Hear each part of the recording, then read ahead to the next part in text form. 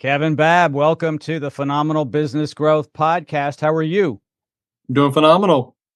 Good, as I am as well. It was great to see you recently in Houston, Texas, at the latest Inner Circle conference. What'd you think of it? It was excellent. Had some really good speakers this time, Mhm. especially Alan O'Neill. I was looking forward to hearing him speak, and it was very uplifting and to see what's possible. Absolutely. Alan's got a great story. I've known Alan for close to 20 years. He's part of our organization at Check-A-Pro, one of the first contractors we've had on board with our service. So his company's still one of our members. And his story is amazing, though, I have to say, because when people say, I can't do it, this is a guy who's an immigrant and he doesn't even speak English. He speaks Irish, which is hard to understand. Yep. And he brought his young family over to a new world. I mean, can you imagine doing the opposite, leaving the United States and going to Ireland? The views would be really nice over there, but I don't know. It'd be hard. It would be because we're not used to that, right? It's not home, but he's adapted well. Not only did he come over just as a plumber, turning wrenches. I say just as a plumber because he ended up becoming a very successful business owner. Yep. Yeah. And that's what we all learned from Howard and his team over at Phenomenal Business Coaching. Who's your coach over there at Phenomenal? Christian Partridge. Christian Partridge. Yeah, he knows Howard pretty well. Yep. So yeah, Christian is Howard's son. Like I said, great group of people over there at Phenomenal. Okay, so some questions about you and your business. You're in the plumbing business. How long you been in the business, my friend? Since October of '07, Oh, I seven. decided I decided to leave the big company and start my own thing.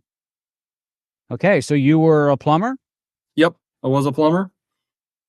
Uh, I was licensed in by the state of South Carolina in 2005, and then was working for a plumbing company at the time, and I skipped around from about 3 different plumbing companies, and then finally figured out that this is something I can probably go do on my own.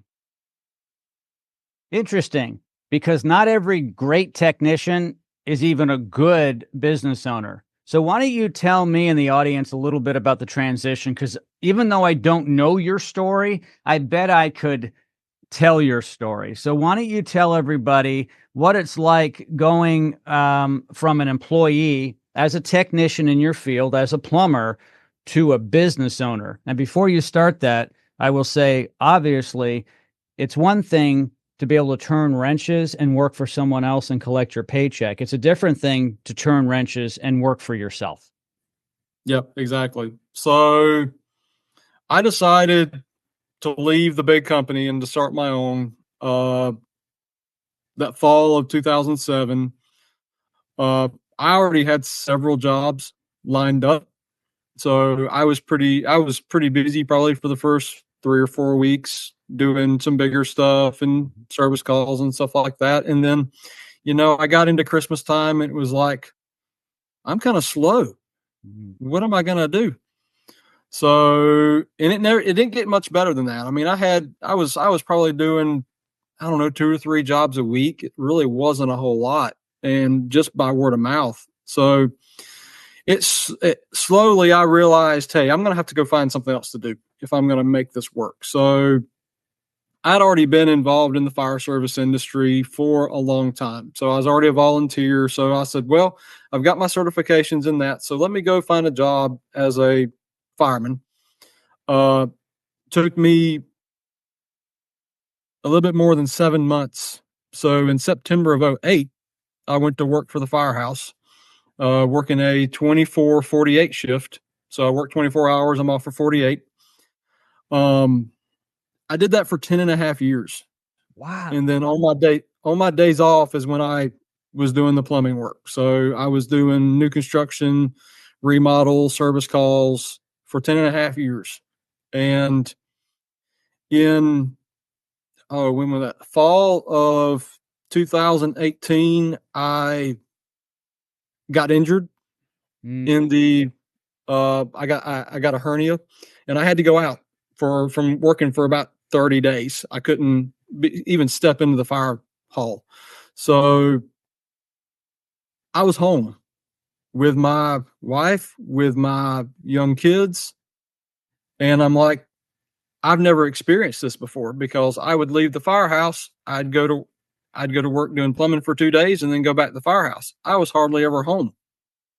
My kids never saw me, my wife never saw me. So I got a glimpse of that, and I said, I wonder if I could do this full time.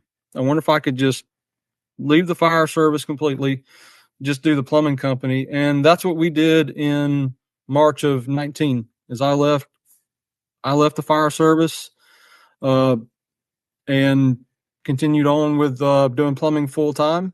And the Lord blessed us through that time and gave us plenty of work.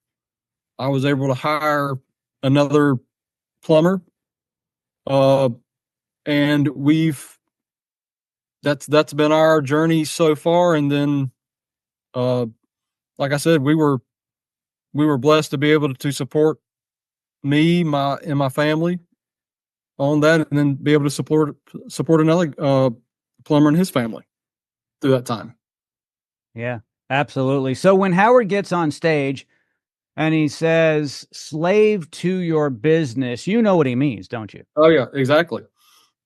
Yeah. And your goal was to get out of slavery. Where are you in that process? So I'm still in the truck full time. I'm trying to cut my hours back to at least be in the office, at least I would say 2 days a week. Still haven't been able to do that. We're trying to get a third plumber on the road right now, and as soon as we get a third plumber, that means I can step out of a truck completely. But I'm trying to cut my hours back so I can actually work on the business instead of working in the business.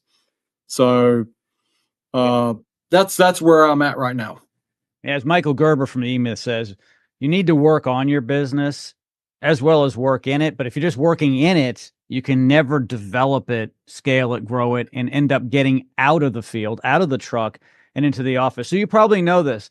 The most difficult transition for a self-employed technician / owner operator is that next truck and that next person, that second. Mm-hmm. So when you're out there, right, because often, an organization such as yours starts off as a mom and pop operation, right? So the guy's out there, and maybe the wife's answering calls or doing books or both or whatever, or you're doing everything. It's still considered a mom and pop operation. And then you're like, hey, let's hire another tech. That's more than 100% more of everything, because you are no longer in charge of that truck or that tech. You got to train the tech. You got to get the truck. You got to insure it, make sure that they're able to do what they do and they're licensed to do what they do. And hopefully they do it to your standards. But the good news is, which you probably know, when you scale up further, 4, 5, 6, 7, 8, 9, 10, they get much easier as you go up. But that first person is the most difficult. Yeah. I mean, for right now, it's our third. I bet we've had two trucks running for over 5 years now, and that third truck has been the hardest one to be able to fill. Yeah, no, absolutely. And it might be a little challenging for a while, for the, next 2 or 3 more technicians.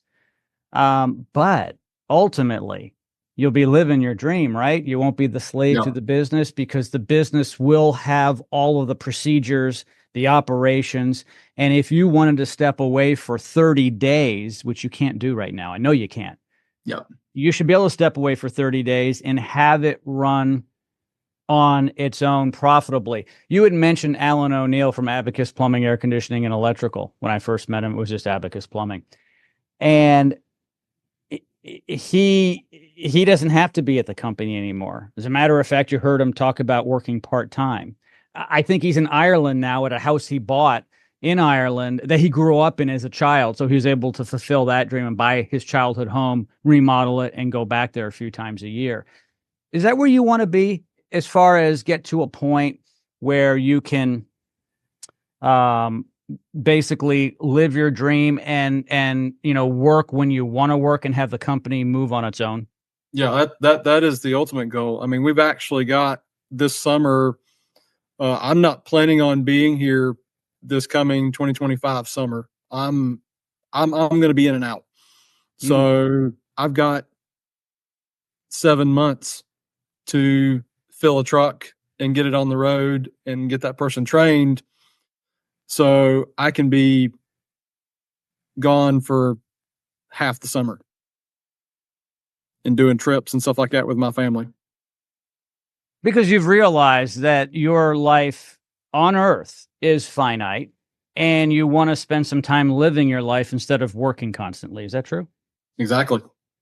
When did you come to that realization? Because I find as a man in the United States of America, we're basically brought up to work hard after we become educated, go to high school, maybe go to college, trade school, whatever it is, and then continue to move up, get married, have kids, white picket fence, and then maybe at 65, we can go on that Alaskan cruise.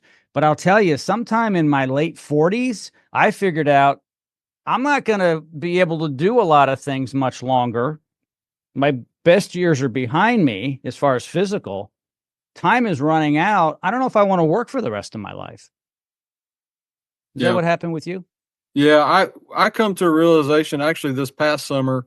I was gone for 2 weeks, and and it was hard. Because I'd actually hired a third plumber, and while we were gone on vacation, that third plumber quit.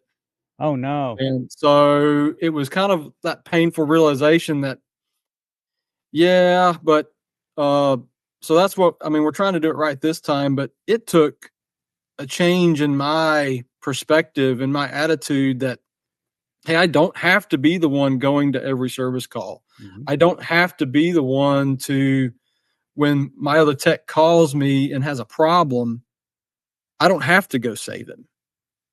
I mean, because I would do that in the past and it doesn't help out my technicians. It just, they learn to lean on me when I need to teach them to lean on themselves because I know they can get the job done. They're like me. They have to get a change of mindset as well. Yeah, I think what's going to help in Kevin a lot, or I'm sorry, help you in the future, Kevin, is when you can actually replace yourself as that go-to person, call it a manager, if you will, because some people at the technician level, even though they're great at what they do, sometimes they still want to have someone to go to just to feel confident in a decision. Some will continually ask. Now, if you can get a lot of self-starters who can also solve the problem on their own, that's great. But I would imagine if you have 5, 6, 7, 8, 9 techs, you're probably going to have a lead person, aren't you? Yeah. Yeah. And in that person, you'd probably want them to also be able to go out into the field and work with those technicians, wouldn't you? Yeah. Yeah. I think that's an ideal type of employee to have. I talk about, living your dream. Would you say that in life so far as your family life and business life, you're living your dream? Not quite. We're getting close. We have a good life. I'm spending more time at home than I thought I ever would. If looking back 2.5 years ago when we started Inner Circle, I was definitely a slave to the business.